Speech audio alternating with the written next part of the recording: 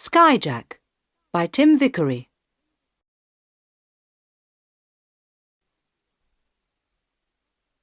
Chapter 1. The air hostess smiled. "Welcome aboard, sir. Would you like a newspaper?" "Yes, please." Carl took the newspaper and looked at his ticket. "I'm in seat 5F. Where's that?" "It's near the front of the plane, sir. On the left, there. By the window." "I see. Thank you very much." Carl smiled back at the air hostess. She was young and pretty. Just like my daughter, he thought. He put his bag under his seat and sat down. His friend Harold sat beside him. They watched the other passengers coming onto the plane. Harold looked at his watch. 9:30 p.m., he said. "Good. We're on time." Carl agreed. "And in 3 hours we'll be home," he said. "That's good. We've been away for a long time." "You'll be pleased to see your family, won't you, Harold?" Harold smiled. "Yes, I will. Have you seen this, sir?" He opened his bag and took out 2 small planes. "These are for my sons. I always bring something back for them." "How old are your sons?" Carl asked. 5 and almost 7. The older one has a birthday tomorrow." "He'll be very excited tonight, then." "Yes. I hope he gets some sleep." The plane took off. Carl watched the lights of the airport grow smaller below them. Then the plane flew above the clouds, and he could see the moon and the stars in the night sky. He lay back in his seat and closed his eyes. Chapter 2. Later he woke up. Harold was asleep. Carl looked at his watch. It was midnight. He called the air hostess. "Excuse me, what time do we arrive?" 11:30 p.m. local time, sir. That's about half an hour from now." "Thank you." Carl changed the time on his watch. "Anything else, sir?" "No, I don't think so. Oh, wait a minute. Could I have a cup of coffee, please?" "Yes, of course, sir." He watched her bring the coffee. "She walks like my daughter, too," he thought. "And she is very young. She looks nervous, not sure what to do." "How long have you been an air hostess?" he asked. She smiled. 3 months, sir," she said. "Do you like it?" "Yes, I love it. It's very exciting." She smiled nervously. "Will that be all, sir?" "Yes, thank you." "Have a nice flight." He drank the coffee and started to read his newspaper. When Harold woke up, Carl showed him a page in the paper. "Look, there you are," he said. He pointed to a picture. In the middle of the picture stood Carl himself, a short, thin man with grey hair, wearing a suit.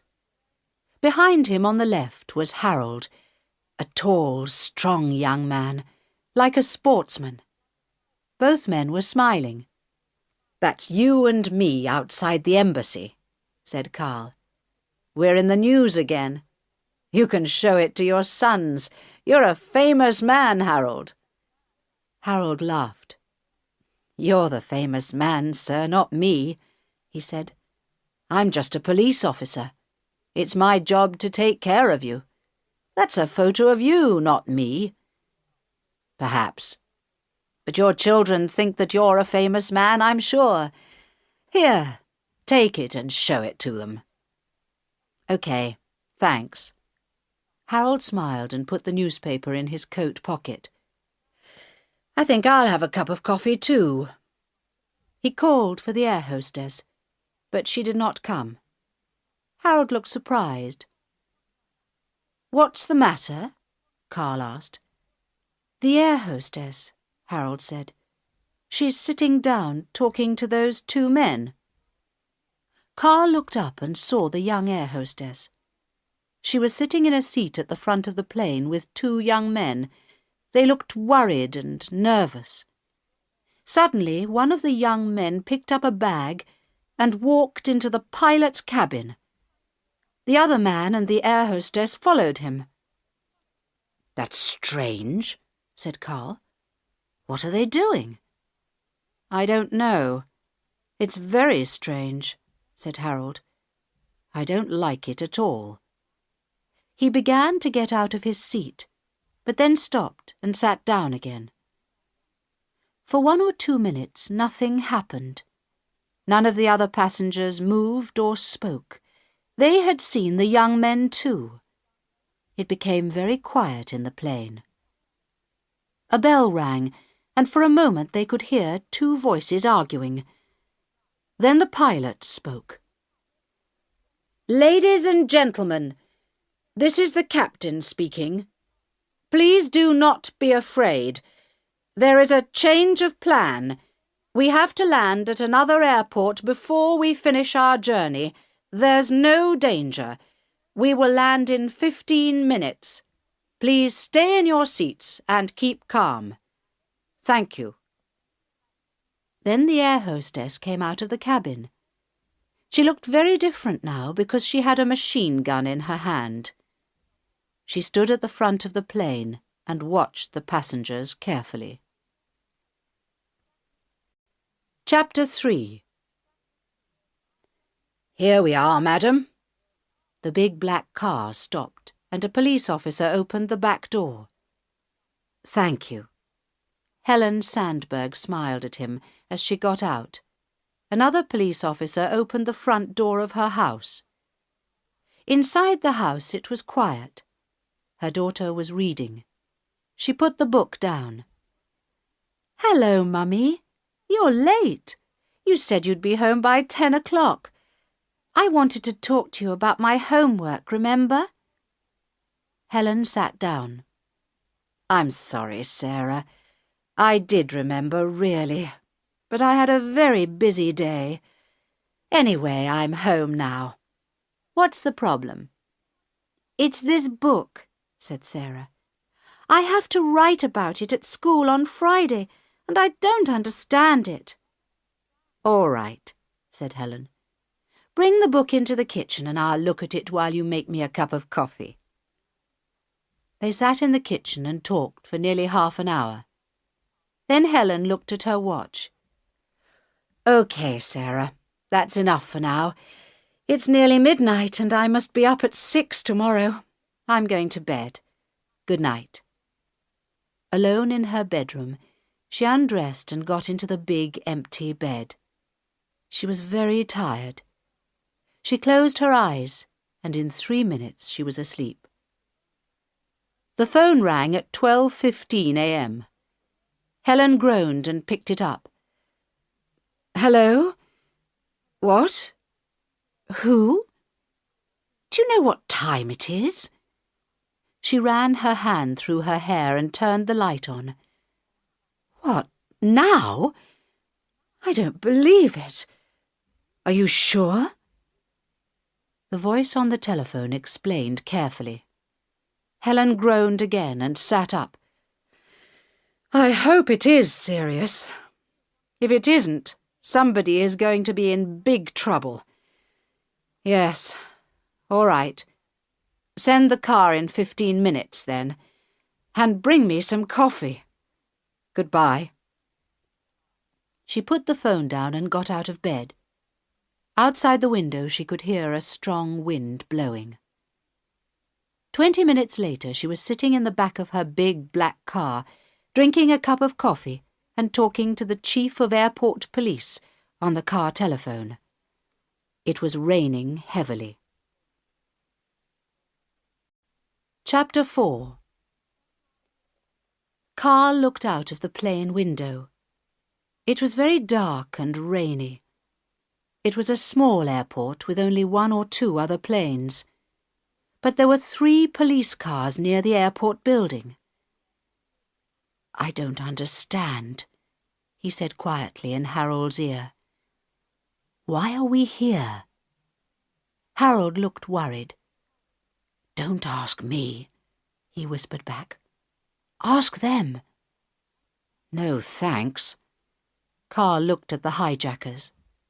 The young air hostess was still standing at the front of the plane with her machine gun. One of the young men, also with a machine gun, was standing at the back of the plane. The other hijacker was in the captain's cabin. All the passengers sat very quietly in their seats. A bell rang, and a man's voice spoke. "Ladies and gentlemen, listen to me. This is the People's Liberation Army. This plane is ours now, and you are our prisoners. We do not want to hurt you, but as you can see, we have our guns and we know how to shoot. So please, sit quietly in your seats and do what we say. We will be here for 1 or 2 hours. The government of this country has 2 of our brothers in a prison near this airport. We are asking the government to bring our 2 brothers to this plane. When our brothers are free, you will be free. We think this will take 1 or 2 hours, but not very long. As you know, the Prime Minister of this country is only a woman. She will do what we say. So do not worry. Just sit very still and wait a little while. Good night." Carl looked at Harold. "Oh dear," he whispered. "I think we're in trouble, my young friend. Big trouble." Harold agreed. "We certainly are. The government won't set those 2 men free. They tried to put a bomb on a plane last year, didn't they, sir? They're in prison for 30 years. "I know," Carl whispered. "No one could set them free. So what about us?" "What about you, you mean?" whispered Harold. "I'm not important. Look, sir, you'd better give me your passport." "What? Why?" "Shh." Harold put his hand on the older man's arm and stopped talking. Carl looked up and saw the young air hostess staring at them. Her machine gun was pointing at them too. He stopped talking and looked out of the window. After a few minutes, she stopped watching them. "Give me the passport, sir," Harold whispered very quietly. Very slowly and carefully, Carl took it out of his pocket and gave it to him. There was still some coffee in Carl's cup. Very carefully, Harold put the passport on his tray and poured the coffee onto it. When the passport was very wet, he tore it slowly into little pieces. He was a strong young man, and because the passport was wet, it did not make a sound. Then one by one, he put the pieces of wet paper into his mouth and ate them. In 10 minutes, the passport had disappeared. "I don't understand," whispered Carl. "Why did you do that?" "You'll see," whispered Harold. "But when they ask questions, let me answer, sir, okay? You say nothing." "Okay." Carl looked away out of the window. A large black car was just driving up to the airport building. Chapter 5. The black car stopped outside the airport building and a police officer opened the door. Helen Sandberg got out and went quickly inside. Upstairs in the control room, the Chief of Airport Police, Inspector Home, was waiting with a soldier. Helen's secretary, Michael, was there too. "Good evening, Prime Minister," said Inspector Home. "This is Colonel Carter, of the Special Commando Section. Good evening, Colonel. Helen shook hands with the soldier and looked at him. He was a thin, tough-looking man, about 40 years old, with a brown face. His hand was hard and strong. I hope you know your job, she thought. I may need you. She looked out of the window. There was a large plane on the tarmac about 200 meters away. All its lights were on. Is that the plane? She asked. That's it, Prime Minister. Right. Give me the facts. How many people are on it? Inspector Home answered. 108 passengers, 5 crew. What nationalities are they? There are 29 Americans, 15 British, 2 Brazilians, 2 Indians and 1 Chinese. The others are from this country. I see. There are a lot of Americans and British then, said Helen quietly. That means trouble. Yes, Prime Minister, answered Michael. I'm afraid their ambassadors are on their way here now. Helen smiled at him quickly. He was a good secretary. He usually knew what she was thinking. Both the American ambassador and the British ambassador were difficult people. She turned back to Inspector Home. Tell me about the hijackers. What do they want? We don't know how many hijackers there are, Prime Minister. But they have guns, we know that. They say they are from the People's Liberation Army, and they want 3 things. Inspector Home paused and looked down at her. He was a very tall man, and he looked very important in his uniform. Helen didn't like him much. Yes, well, what 3 things? She asked quickly.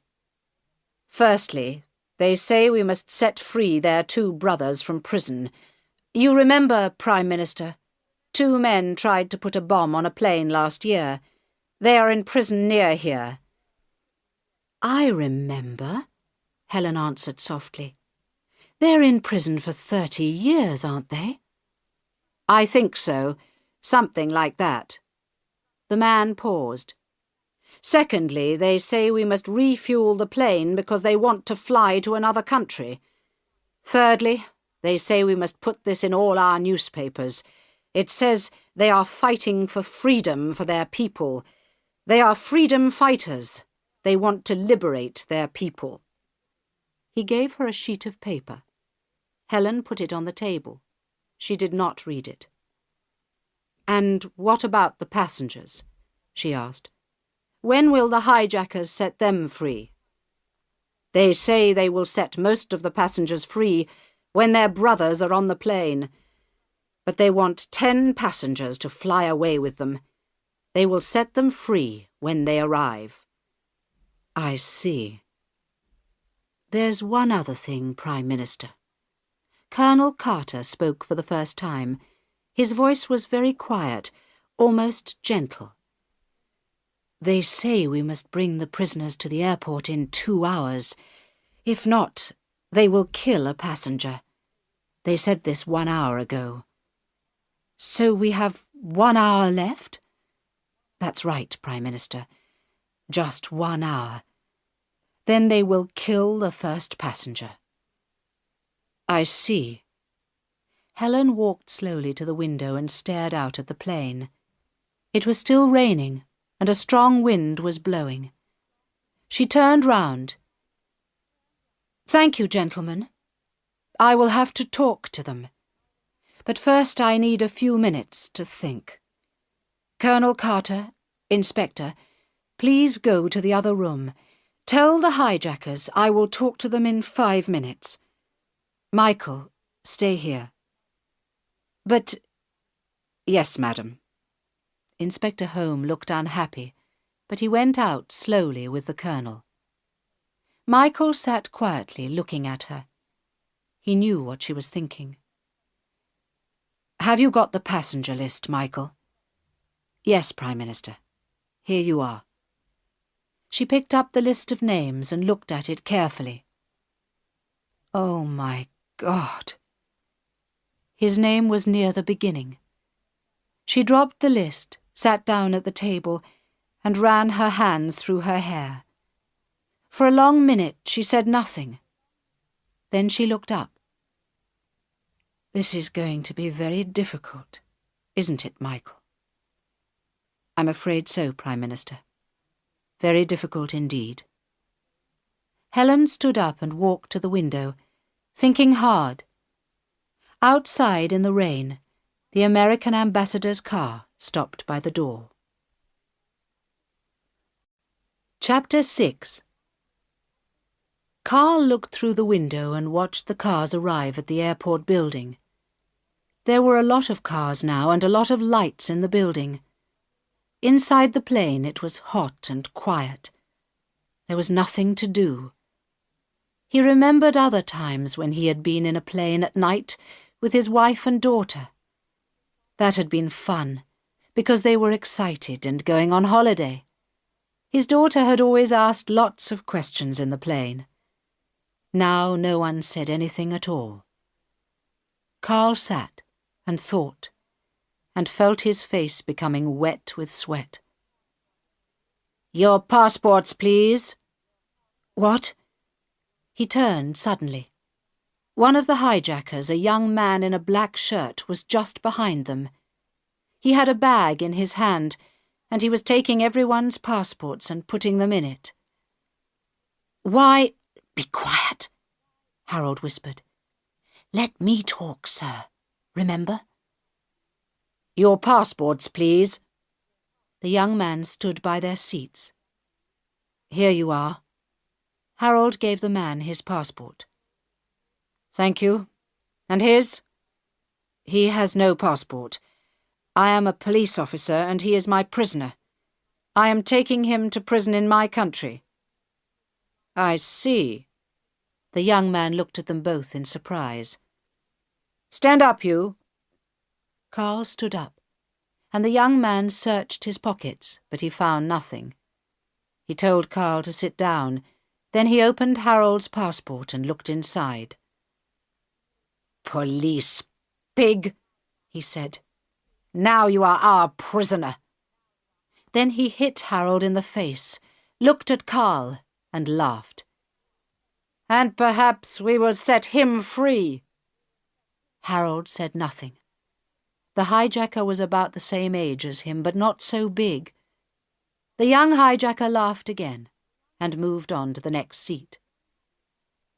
"Thank you, Harold," Carl whispered when the man was at the front of the plane. "That was very brave, but I won't let you die for me, you know." "Be quiet, sir." "Something's happening," Harold whispered back. Carl looked up. Another hijacker was standing in the door of the captain's cabin. He was talking to the other two. He was a big, strong man with a black beard. He looked angry and waved his arms. Carl listened carefully. He could hear one or two words, but not many. "Nothing. Nothing at all. Stupid woman. She needs time, she says." All the hijackers were angry now. They looked at the passports and then started to walk down the aisle, pointing their guns at the passengers. Harold sat very still in his seat. "Don't look at them, Carl," he whispered. "Sit very still and don't look at them." Suddenly, the big hijacker pulled a passenger out of his seat. The passenger was a short, fat man in a grey suit. He shouted angrily in a voice that sounded American, but the hijacker hit him and then pushed him to the front of the plane with his machine gun. "Turn towards the door," he shouted. "Put your hands on the door, above your head. Higher! That's it." The air hostess pointed her gun at the American's back. The hijacker in the black shirt stood at the front of the plane and pointed his gun at the passengers. "Don't move!" he shouted. Stay in your seats and don't look back." Then the big bearded hijacker went back into the captain's cabin. The bell rang. The hijacker's voice spoke. "Passengers, listen to me. You know we are here to set our brothers free. I have spoken to the Prime Minister of this country. I told her she must bring our brothers here by 2 o'clock. That is plenty of time because the prison is only 10 kilometers from here. She says she needs more time, but we know she is lying. We have no time. The passenger at the front of the plane is an American spy who lives in our country. All Americans who live in our country are spies. If our brothers are not here at 2 o'clock, he will die. If you try to help him, you will die too." "Jesus," Carl said quietly. He looked at his watch. The time was 1:50 a.m. He looked out of the window across the rainy tarmac to the airport building. In one of those rooms was the Prime Minister. What would she do? What could she do? "Come on, honey," he said softly. "Start thinking. Think fast, honey, and think hard." Chapter 7. Helen Sandberg sat at the radio in the control room. Michael, Inspector Home, and Colonel Carter sat behind her. They could all see the plane, 200 meters away, and they could all hear the voice of the hijacker on the radio. It was loud, excited. "Our brothers have done nothing wrong. They are innocent. They are fighters for the freedom of our people. We need them with us on this plane now." Helen kept her voice low and calm. "Look, I understand what you say. But those men are criminals. They're in prison. I can't bring them here. And remember, the passengers on the plane are innocent people too, with families and children. Please set them free. We will not hurt you. The voice on the radio interrupted her. "Mrs. Sandberg, I do not want to talk any more. It is now 1:59 a.m. Do you have our brothers here at the airport?" "No. I told you." "Then watch the front door of the plane. You can see it well, I hope." "Yes." Helen's voice was quiet now, almost a whisper. "Then watch. There is an American spy behind it. And remember, we have many American spies and many important business people on this plane. In half an hour, I will ask you again about my brothers." Helen stared out at the plane. Its front door was very small and far away. Colonel Carter touched her arm. "Here are some binoculars, Prime Minister. You will be able to see more clearly with these." She did not want to look, but she had to. She had decided not to free the prisoners, so now she had to see what happened to the passengers. She picked up the binoculars and stared at the front door of the plane. The door opened slowly. There were no steps outside the door, so it was about 4 meters above the ground. Standing in the door was a short, fat man, his hands above his head. His face was white, and he looked very frightened. Then he jumped, but as he jumped, a girl came to the door and shot him. Some bullets hit him in the air, and more bullets hit him as he lay on the ground. One of his arms moved a little, and blood ran out of the side of his head onto the wet tarmac. The girl continued shooting him for 10, maybe 15 seconds. Then someone pulled her back into the plane, and the door closed. For a long time, everyone was silent. Then Colonel Carter spoke. "Inspector, why didn't your men shoot? That girl was in the doorway for nearly 15 seconds. Why isn't she dead?" "We are police officers, not soldiers. But the Colonel interrupted him. "Prime Minister, let my men deal with this problem.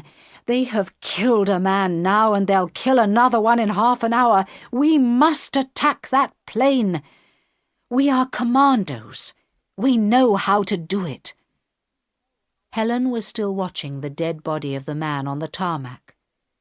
She thought a hand moved for a moment, but no, he must be dead by now. There was a pool of blood on the tarmac now around his head. He could not possibly be alive. For a moment she did not hear the voices around her. In half an hour. "Prime Minister?" "Yes." She turned towards them. "Yes, Colonel Carter. Bring your men here immediately. Meet me in 10 minutes with your plan. But I warn you, it must be a good one. I don't want any more dead passengers." "Yes, Prime Minister. At once." The Colonel turned to go. "Inspector." "Yes, madam." "I want those 2 prisoners brought here from the prison at once. You have 25 minutes, no more. Do you understand?" "But, Prime Minister, you can't do that." The inspector and the Colonel stared at her in surprise. "I can and I will." "But these men are dangerous criminals, terrorists. They tried to put a bomb on a plane. They are in prison for 30 years, Colonel, I know. But they are only 2 men. And there are over 100 innocent people on that plane. My job is to save their lives, and I need time to do it." The inspector stood up very tall and straight in his fine uniform. "Prime Minister, I strongly advise you not to do this. You don't understand." Helen interrupted him, her voice ice-cold and angry. "I understand very well indeed, Inspector, and I thank you for your advice, but I think I must make the decisions and you must obey my orders. You now have only 24 minutes. Bring those prisoners here, please." "Yes, madam." The inspector and the Colonel left the room looking very unhappy. "Prime Minister?" "Yes, Michael." She turned and saw that Michael was smiling quietly. "The American and British ambassadors are here. Do you want to see them?" She groaned and sat down suddenly. "Do I want to? Of course I don't. But I suppose I must talk to them because that man was an American. Send them in. They can have 5 minutes with me, that's all." "Yes, Prime Minister." Michael picked up a telephone. Chapter 8. When the girl came back into the cabin, she was shaking. Her hands were shaking, and she was crying, and smoke was coming out of her gun. One of the passengers, an American, stood up and shouted at her. "You're a murderer!" he shouted. "You're a dirty, murdering She turned and pointed the gun at him and fired. The man sat down in his seat, and the bullets went above the seats, all along the plane and out through the roof. After 10 seconds, the girl stopped firing and shouted, "You shut up! You shut up and sit down, or I'll kill you all! I am a soldier of the People's Liberation Army, and I'll kill you, all of you!" But she was crying too, and the young man in the black shirt put his arm around her and held her. She leaned against him, crying, and he whispered something in her ear. It was then that Harold moved. He got out of his seat, bent low, and ran very fast along the aisle towards the front of the plane. The young man and the girl did not see him coming, and he caught them both around their legs and knocked them onto the floor. Harold fell on top of them, and he tried to take one of the guns, but the girl pulled his hair and the young man held his arms. Then the bearded man came out of the captain's cabin and hit Harold hard on the head with his gun. Harold fell on the floor and lay still. The bearded man pointed his gun at the passengers and shouted, "Sit still!" very loud indeed. None of the passengers had moved except Carl, and he was too slow. He stood very still in the middle of the aisle 5 meters away from the bearded man's gun. The other 2 hijackers were still on the floor, and Carl saw the captain move in the cabin behind the bearded man. But the young man in the black shirt saw him too, and stood up and pointed his gun at the captain. Both Carl and the captain were too late. "I am getting old," Carl thought. "When I was young, I could move as fast as Harold, but not now." Carl sat down in his seat very slowly. The bearded man watched him all the time. He pushed Harold with his foot. "Search him," he said to the girl. "Then handcuff him to the door. He will be the next one." The girl pulled Harold to the door. She found some handcuffs in his pocket and handcuffed him to the door. Then she searched his other pockets. In one of his pockets she found a newspaper. She looked at it and saw the photo of Harold and Carl. She stood up slowly and showed it to the bearded man. He looked at the photo, and then he looked at Carl carefully and for a long time. Very slowly, smiles appeared on the faces of the 2 hijackers, and they began to laugh. Chapter 9. Helen Sandberg stood up to welcome the American and British ambassadors.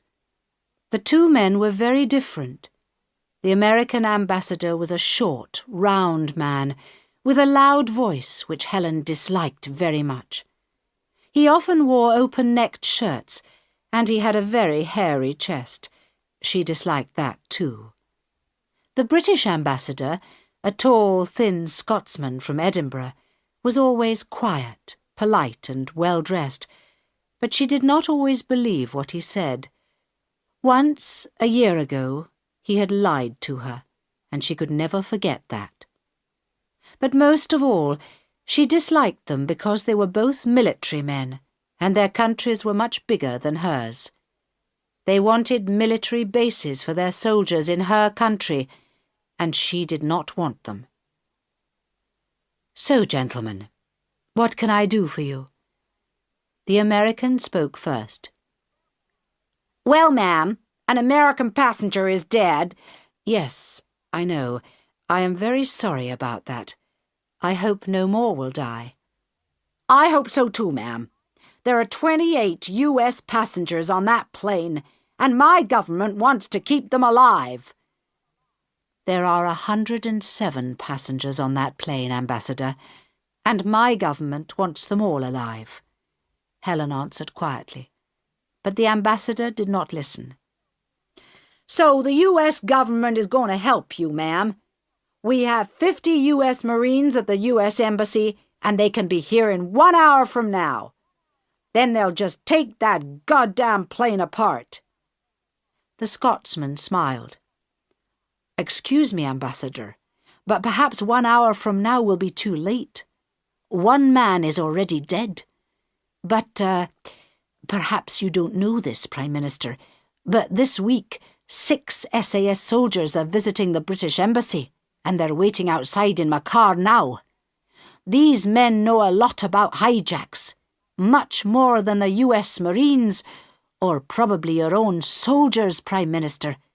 They know exactly what to do. So, now just a moment," the American interrupted. "The U.S. Marines are— Gentlemen!" Helen's clear, hard voice stopped them. "There's no time to argue. Firstly, I didn't know about the SAS soldiers in the British Embassy, and I am very surprised about it. Very surprised indeed, Ambassador. Secondly, I do not think it is a good idea to attack a plane with 107 passengers in it and take it apart, as you say. I want these people to live, not die. So I thank you for your ideas, but remember that this small country is ours, not yours. We will manage this problem in our own way with our own people. Thank you very much. Now you must excuse me. I am busy. At the door, the Scotsman turned back. Prime Minister, I know you want to save lives, he said. I understand that. But these hijackers must not go free. My government does not want that. No government in the world wants that. I know that, Ambassador, Helen answered quietly. I know that very well. As they went out, the phone rang. Michael picked it up. Helen sat down at the table and watched him. His face was very serious. He wrote on a piece of paper and then put the phone down. For a moment he did not look at her. What is it, Michael? Tell me. It was a radio message from the plane, Prime Minister. Well, what did they say? Didn't they want to talk to me? No, Prime Minister. Just the message. It says, "We love our brothers. We hope the Prime Minister loves her husband. He is on the plane, just behind the door." For a long moment she stared at Michael, but she did not speak. A picture of the American passenger appeared in her head. She saw him jumping out of the door, and the girl shooting him for 10, maybe 15 long seconds. "I'm sorry, Prime Minister," said Michael softly. "What?" "Yes, so am I. I thought perhaps the hijackers didn't know Carl was my husband. But now they do know." She ran her hand through her hair and then looked at her watch, but her hand was shaking so much that she could not tell the time. The phone rang again. Michael picked it up. "Colonel Carter is outside, Prime Minister." He watched her, waiting for an answer. "I'll tell him to wait, shall I?" She put her hands flat on the table and stood up. Yes, Michael. Tell him to wait 2 minutes, that's all." She walked to the window and stared out at the plane. She pressed her forehead against the cool glass, and for 2 minutes she did not move. Then she turned round and smiled at Michael. "Let's just hope Colonel Carter's plan is a good one, shall we? Show him in." Chapter 10. In the plane, Carl and Harold sat on the floor by the door. They were handcuffed together with Harold's handcuffs. The girl hijacker stood watching them with her gun. The bearded man was in the captain's cabin, and the young man in the black shirt was watching the other passengers. Harold touched his head with his hand. There was blood in his hair. "How do you feel, my young friend?" Carl asked. "It hurts," Harold answered. "And I can't see well." "This man needs a doctor," Carl said to the girl angrily. She laughed. "That's your wife's problem, not mine," she said. "If our brothers come, he will get a doctor. If they don't come, he won't need one." She pointed her gun at Harold's head and laughed again. She wasn't at all nervous now. Carl felt angry. He was angry with the hijackers, and he was angry with himself, because he had not moved fast enough to help Harold. It was good to be angry. When he was angry, he did not feel so afraid. "How old are you?" he asked the girl. She did not answer. I asked you a question, he said. How old are you? 18? 19? You're not very old, really, are you? You're just a child. The girl's face went red. I'm 20, she said angrily. I'm not a child. You look like a child, Carl said. You're only 2 years older than my daughter. Why are you doing this? The girl laughed. She didn't look at his eyes. Why? You wouldn't understand. I don't think you understand what you're doing, Carl said. None of the people in this plane has hurt you. We are all innocent. That man you killed, he wasn't a spy. He was just an American businessman. You've never seen any of us before. Why do you want to kill us? The girl looked worried and angry. She pointed the gun straight at Carl's head. I don't want to kill you, she said. I want your government, your wife, to set our brothers free. Yes, I know, said Carl carefully. He watched the gun and the girl's face, but he was not really afraid because he was still angry. He argued with the girl as though he was arguing with his daughter. But remember what your brothers did. They tried to put a bomb on a plane. They wanted to kill innocent people like us. Why? You are not innocent, said the girl. No one is innocent. People like you and your wife and that American. You have money and power, and you take it from my people, from us. Do you know how I lived when I was a child? 10 people in one room, with no bath, no water, nothing.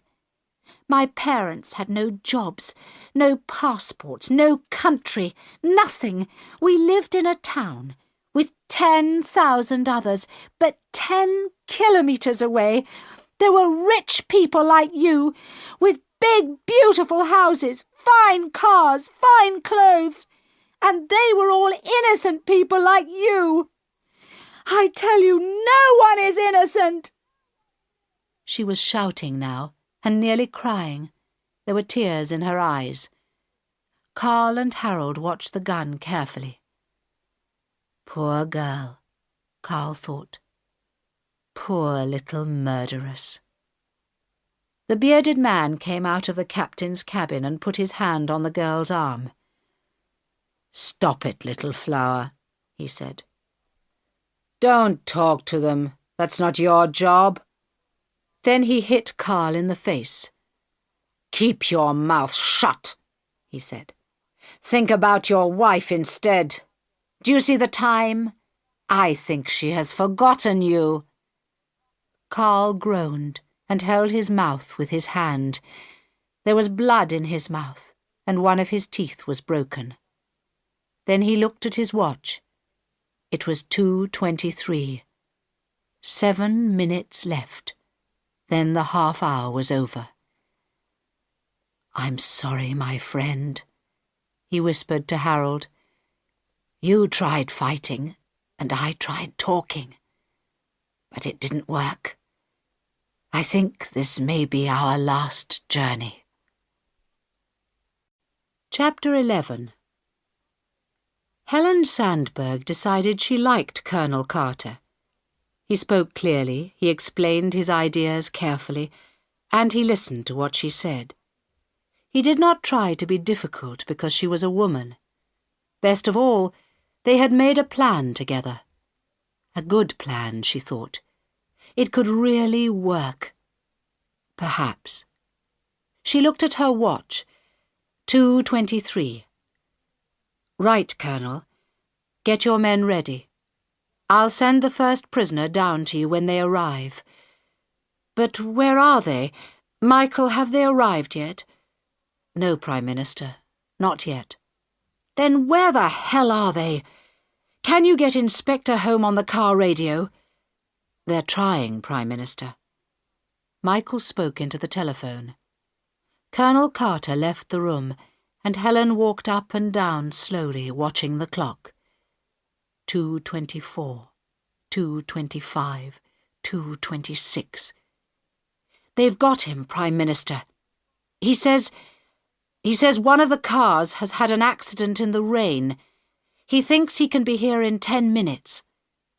Michael looked up. There was no smile on his face at all now. 10 minutes? What's he driving? A police car or a bicycle? Helen banged her fist on the table. We've got 4 minutes left. OK. I want to talk to the hijackers. Get them on the radio. She sat down at the table while Michael called the plane. Colonel Carter came in and stood behind her. A voice came on the radio. Well, Mrs. Sandberg, where are our brothers? They're coming, said Helen. They'll be here in 10 minutes. That is too late. I gave you half an hour. Your husband will die in 4 minutes. Helen pressed her hands flat on the table, so hard that the ends of her fingers went white. Please don't do that, she said. I am sorry, Mrs. Sandberg, but if my brothers are not here in 4 minutes, your husband will die. Don't you want to see your brothers? She asked quickly. I promise you, if you kill my husband, you'll never see them again. There was a pause while no one spoke. Then the radio answered. 4 minutes, Mrs. Sandberg. Helen spoke clearly, slowly and loudly. She filled her voice with all the anger she had in her body. Listen, you murderer. I need just 10 minutes to get your brothers to this airport. Then I will send them to the plane. But if you kill my husband or anyone else, then I promise you that your brothers will die on the tarmac in front of that plane. Is that what you want? Or will you wait 10 minutes? There was another longer pause. Helen stared out into the night. She did not see anything. All right. 10 more minutes. Thank you. Now there is one more thing. The passengers. What about them? You must set them free before I send your brothers to the plane. The voice on the radio laughed. Because you are a woman. Do you think all men are stupid like your husband? Send me our brothers, then refuel the plane, and then I will send you the passengers. No, answered Helen. She looked at Colonel Carter. This is how we will do it. I will send you one of your brothers, and then you must send me the passengers. When we have all the passengers, then we will refuel the plane and send you your other brother. The voice laughed again. Do you think you are buying cheap fish from a child in the market? Send us one brother, then, and we will send you 100 passengers. Refuel the plane and send us the other brother, and we will send you the other passengers. But the pilot and your husband must come with us to another country. We will set them free later. Helen looked at Colonel Carter. There was the beginning of a smile on her face. She could see that he agreed with her. She waited for a moment longer to worry the hijacker. Is it agreed, woman? Or do I kill your husband now? I agree. I will send your first brother to you in 10 minutes. Chapter 12. Carl felt his broken tooth with his tongue. The door of the captain's cabin was open, and he could see the bearded hijacker sitting inside. He had a long nose and dark hair, and his eyes looked green from the light of the instruments in the dark cabin. He held his gun near his mouth, and touched it gently with his lips as he waited. Carl had heard half of the conversation. 8 of the 10 minutes had gone. Now that he could do nothing, he felt afraid. He could feel his hand in the handcuffs shaking. Harold felt it too, and held Carl's hand with his own. "Don't worry, Mr. Sandberg," Harold whispered. "We'll get out of here." "Perhaps," Carl answered. "And perhaps not. But I don't want these murderers to go free." "Shh," Harold whispered. Carl looked up and saw the girl watching them. Then suddenly the bearded man shouted, "They're coming! Look! Get ready!" The girl went into the captain's cabin. Harold and Carl stood up and looked through a window. They saw 3 men pushing some steps across the tarmac. The men put the steps outside the plane door and then went back again. Then 2 more men came out of the building. They were wearing bright yellow coats because of the rain. One man walked towards the plane. "Come away from the door, quick!" The girl unlocked the handcuffs and pushed Harold and Carl back to their seats. Then she started to open the door. "Wait! Turn the lights out and stand back from the door," said the bearded man. "They will try to shoot us in the light from the door." The door opened and the man in the yellow coat came into the plane. He was thin, with very short hair. The girl shut the door, the lights came on, and the man shut his eyes in the bright light. The girl and the bearded man put their arms around him, laughing. "Free! You are free now, brother. And the other one, is he safe? Come into the cabin, let's talk." Carl and Harold watched sadly. "So now she will give them what they want, because of me," said Carl quietly. "We will be safe, but they will go free to bomb another plane, because of me." He held his head in his hands. "Wait, Mr. Sandberg," said Harold. "Your wife isn't stupid, you know. This game has not ended yet. Sit still and be ready." The other passengers sat quietly, waiting to be free. Chapter 13. Helen Sandberg stood by the control room window staring at the plane. "Come on," she said. "Why is that door shut? Where are the passengers?" "The hijackers won't set them free," said Inspector Home. "I told you, Prime Minister. This is a serious mistake." "Be quiet, man," said Colonel Carter. "I think we've got something on the radio." Beside him, a soldier was turning the controls of a small army radio. Suddenly, the voices of one of the hijackers and the prisoner came into the room. "So, how many soldiers are there in the airport building, my brother?" "I didn't see any soldiers, only police." "That's strange. No soldiers at all?" "I did not see any, brother." "Very strange. But these are not military people. They do not have many soldiers. Perhaps the woman will do what she says then." "What's happening, Colonel?" Helen asked. "Those are the hijackers' voices. How can we hear them?" The Colonel laughed. "Well, madam, you can see it's raining, can't you?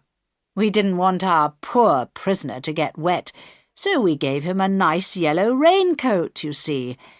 But it was an expensive raincoat, because one of its buttons is a small radio transmitter, so now we can hear everything they say, and we know where they are on the plane."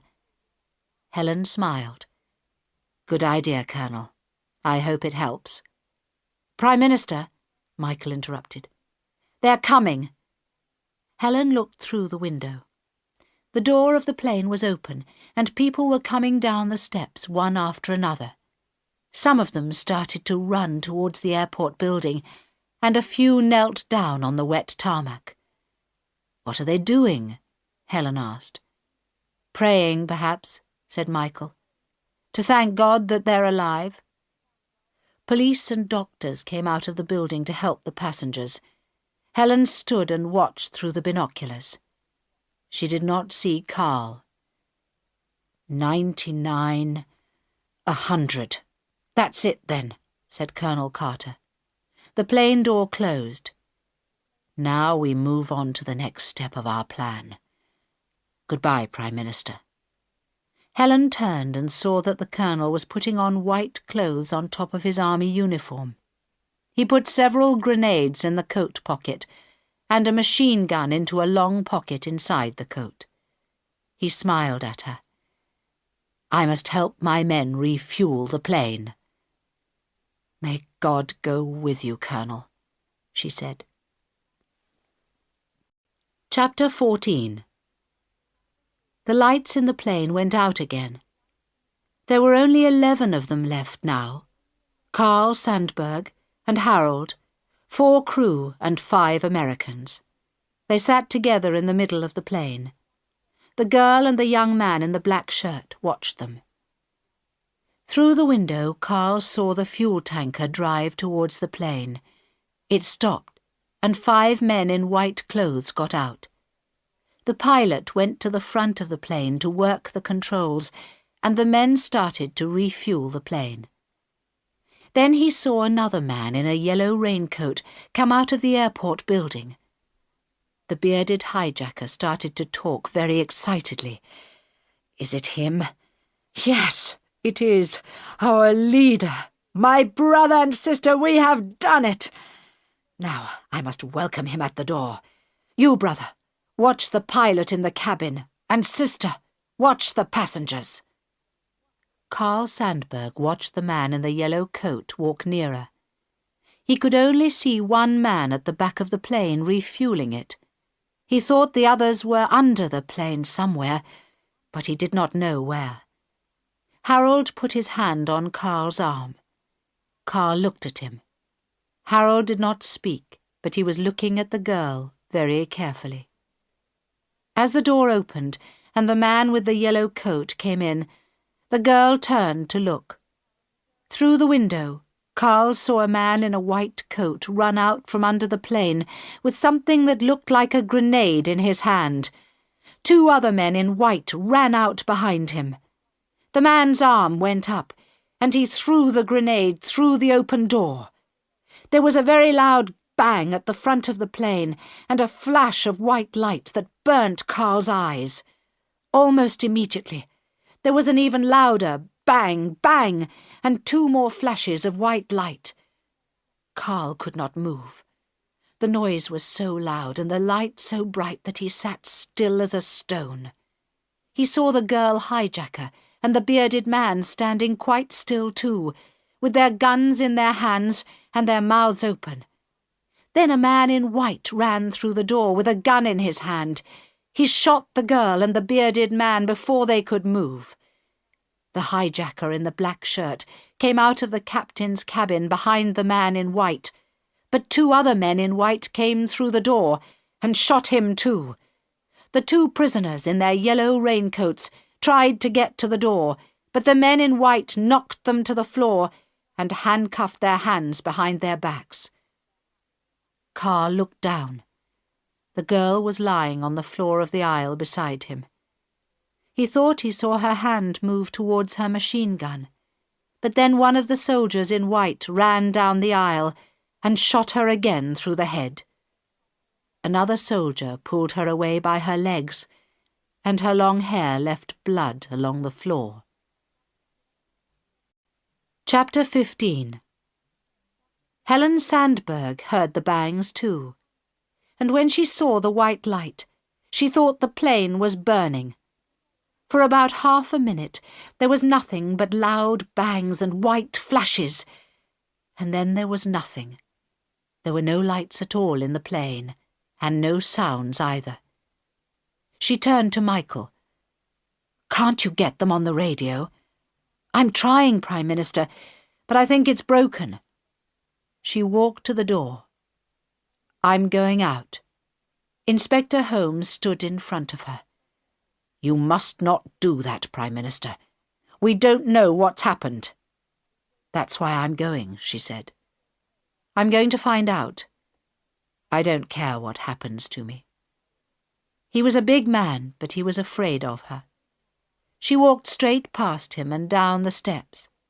In the departure lounge there was a crowd of passengers waiting to get on other planes, and also a lot of doctors, police, and newspaper journalists. She walked straight past them all and out onto the tarmac. It was dark and cold, and the wind blew rain into her face. When she was about 50 meters away from the building, she heard some people behind her, but she did not stop. The door of the plane opened, and a man in white came out. He had a gun in his hand, and he came backwards down the steps. After him came 2 men in yellow raincoats, with their hands behind their backs, and then 2 other men in white with guns. 2 police officers came after her.